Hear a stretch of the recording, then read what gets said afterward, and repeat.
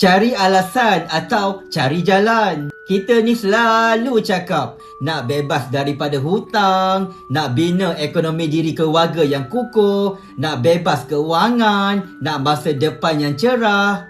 Tapi bila kita ajak buat simpanan emas, bila kita ajak mula menabur emas, banyak je alasan. Dan alasannya semuanya betul.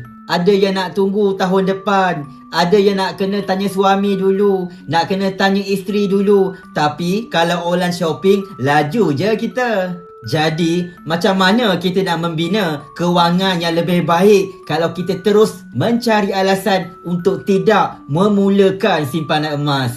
Pesan guru saya, Bonda Maria Ramli, kita mesti cari alasan untuk buat. Ambil tindakan, buat perkara yang betul dengan sabar dan konsisten. Kejayaan kita dalam simpanan emas menunggu masa sahaja. Harga emas pula tak akan pernah tunggu kita. Ambil tindakan hari ini, mulakan simpanan emas hari ini.